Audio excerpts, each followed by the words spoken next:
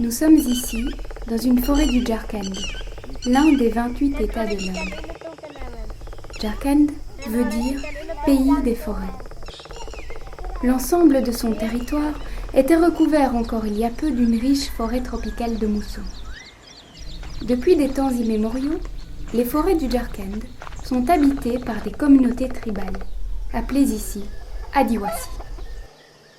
Il existe une trentaine de tribus dans le Jharkhand, dispersées sur l'ensemble du territoire et regroupées en milliers de petits villages d'une quarantaine de familles.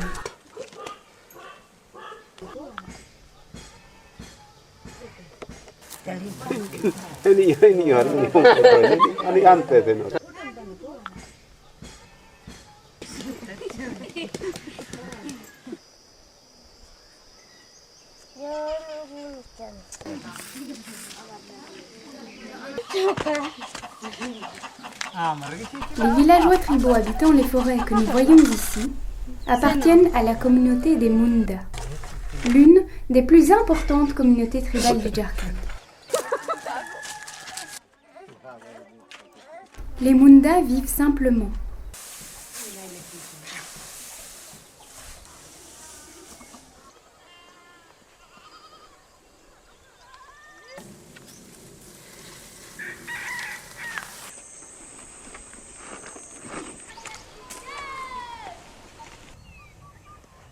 La forêt est leur cadre de vie.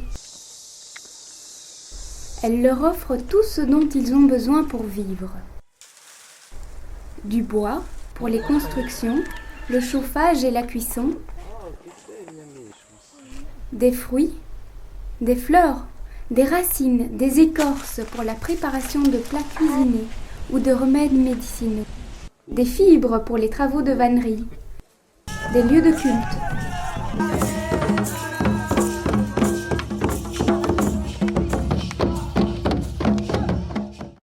Ils vivent en symbiose avec la nature environnante.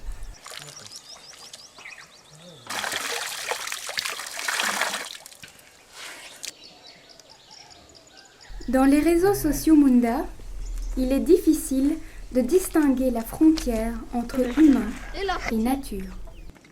À l'instar de toute personne humaine, les animaux et les arbres sont doués d'une âme et donc dignes d'un dialogue, de respect et de considération. La société Munda est très égalitaire. Le bien-être commun prime sur le profit individuel. Le concept de travail et de revenus, tel que nous les concevons, n'existe pas. Les villageois se mettent ensemble, errent dans la forêt avec le bétail, labourent les champs et cueillent en forêt. Sur les marchés locaux, ils échangent quelques produits et services, discutent longuement en buvant une bière de riz et rentrent au village sous les étoiles. Le bonheur vient de la participation à une entente sociale et du développement d'une identité communautaire dans laquelle chacun se sent digne. La culture tribale est en contraste flagrant avec la culture moderne globalisée, pour laquelle la nature n'est plus qu'une réserve de ressources à exploiter. Le système d'échange est ultra compétitif. Et les systèmes sociaux ont perdu énormément sur le plan des relations humaines. Il en découle une très grande marginalisation de la culture tribale et une précarisation accélérée de leur communauté. La première raison de leur dénuement est étroitement en rapport avec l'intense processus de déforestation qui s'est produit dans le Jharkhand ces dernières décennies. Le pays des forêts n'est plus. En 25 ans, sous l'effet des politiques économiques successives, 70% des forêts du Jharkhand ont été abattues.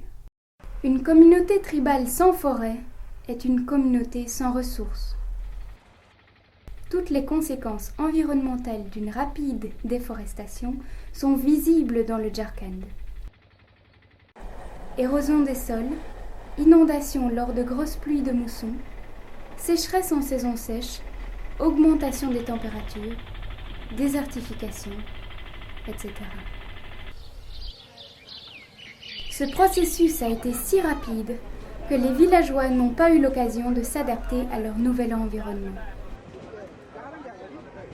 Avec la disparition de la forêt, l'échange avec le monde extérieur est aujourd'hui une nécessité absolue pour importer des ressources. Il faut donc trouver de l'argent, concept qui, aujourd'hui encore, n'est pas très bien compris par les villageois tribaux. Pour gagner de l'argent, les villageois collectent dans la forêt, s'il en reste, des produits à valeur marchande qu'ils revendent sur les marchés locaux à des hommes d'affaires venus de la ville. Il est impossible pour les villageois de négocier les prix. Ce sont les businessmen qui décident. Il n'y a aucun respect des personnes, aucune considération, aucune dignité dans l'échange. Mais les villageois n'ont pas d'autre choix. Malgré leurs efforts pour produire et pour vendre, les villageois souffrent de graves problèmes de malnutrition et de santé. Lorsqu'une situation d'urgence se présente, un enfant malade par exemple, les villageois sont contraints de violer un de leurs préceptes les plus chers. Ils coupent des arbres pour vendre le bois. Le cercle vicieux est flagrant. Les Mundas s'appauvrissent de jour en jour et en même temps, ils affaiblissent gravement leur culture et leur nature. De plus en plus de villageois ne supportent plus cette situation et migrent vers les villes en quête de petits boulots. Ils se retrouvent alors tout en bas de l'échelle sociale indienne et viennent gonfler les bidonvilles et autres quartiers insalubres. Ils font les travaux que personne d'autre ne veut faire. Certains terminent comme vélo-rickshaw, d'autres comme ouvriers sur des chantiers, d'autres encore comme domestiques dans des familles aisées. Mais le problème ne se résout pas pour autant. Leur salaire est tel qu'ils arrivent à peine à se nourrir, et ce n'est que munis de quelques roupies qu'ils reviennent au village. Les communautés tribales, avec les autres castes d'intouchables, sont le sous-prolétariat de la société indienne et sont, paradoxalement, le moteur de son incroyable développement économique.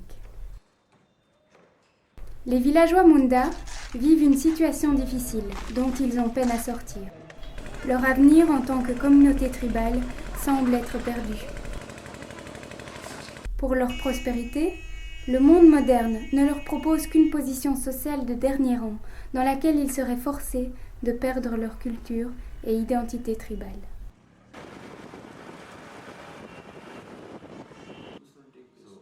Nous nous sommes très vite rendus compte que pour aider durablement les tribaux, nous devions impérativement mettre notre propre bagage culturel aux oubliettes et prendre le temps de nous imbiber de leur culture. Les relations entre villageois tribaux ne peuvent se transformer en des rapports de compétition, puisque culturellement, les réseaux sociaux tribaux sont fondés sur l'égalité et le partage des innovations et des opportunités nouvelles. Riches de cette compréhension, nous avons ensuite identifié, rencontré et discuté avec les villageois témoignant de l'initiative pour l'amélioration de leur sort et celui de leur communauté. Telluris promeut un développement des communautés tribales librement choisies. Un développement assurant leur prospérité par une revitalisation de l'environnement naturel dans le respect et même l'enrichissement de leur culture. Tous les membres de l'association travaillant directement dans les villages sont également d'origine tribale. Premièrement, nous encourageons les villageois témoignant d'initiatives à former de petits groupes d'une quinzaine de personnes. Telluris a formé une cinquantaine de groupes, constituant aujourd'hui de nouvelles cellules sociales, au sein desquelles les villageois ont regagné confiance et sont capables de s'exprimer à propos de leur avenir. En février 2008, Telluris organisa un sondage dans les villages impliqués. La question était: quels sont les rêves des villageois à propos de leur avenir? Les réponses qui émanèrent du sondage sont aujourd'hui les projets de Telluris. Dès lors, parallèlement à notre travail de renforcement social, nous sommes dorénavant en charge de soutenir la mise en place d'un projet de reforestation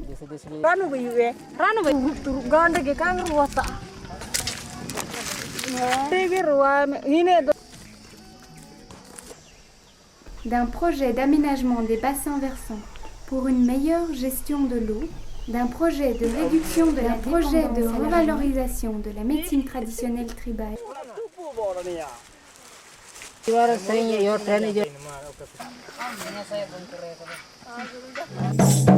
ainsi qu'un projet de valorisation de la culture tribale. Nous avons réussi notre objectif premier. Nous soutenons leurs initiatives. Pour faciliter la réalisation des projets, nous avons financé la construction d'un centre pour la prospérité et la culture. Dans une ambiance très joyeuse, les villageois se sont mis à l'œuvre. En vue du projet de reforestation et de revalorisation de la médecine traditionnelle à partir de plantes médicinales, une pépinière a été mise en place au centre. Un puits a été réparé pour assurer l'irrigation des jeunes plantes. Des experts viennent régulièrement visiter le centre pour donner leurs conseils. Réaliser les projets apporte chaque jour de nouvelles expériences aux villageois. Régulièrement, en complément des journées de formation, les villageois discutent et échangent leurs expériences et dès lors contribuent à l'enrichissement de leur culture. Pour favoriser la transmission, ils sont en charge de rédiger de petits documents rassemblant les nouvelles connaissances acquises. De plus, Telluris publie un petit journal tribal dans le but de favoriser la diffusion des informations internes. À partir de leur propre initiative, les villageois assurent leur prospérité, régénèrent leur environnement naturel et enrichissent leur culture.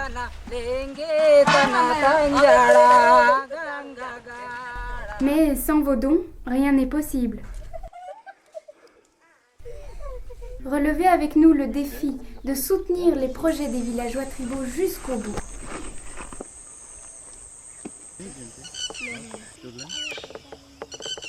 Ensemble, revitalisons les trésors culturels et naturels de notre planète.